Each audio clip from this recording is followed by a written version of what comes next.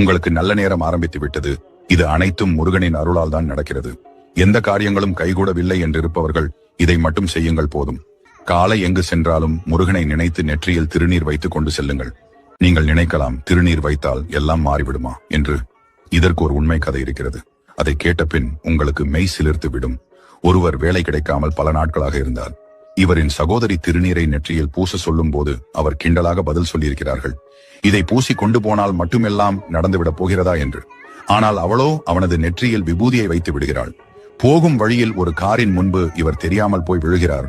அந்த கார் ஓட்டி கொண்டு வந்தவர் இவரை பார்த்துவிட்டு சென்ற பின் அவருக்கு பல வருடங்களாக முடியாத சொத்து வழக்கு முடிந்து அவரின் அனைத்து சொத்துக்களையும் மீட்டெடுக்கிறார். பிறகு அதே பையனை இவர் மறுநாள் பார்க்கும் போது வந்து பணம் கொடுக்கிறார். திருநீறு பூசிய உன் முகத்தை பார்த்து சென்று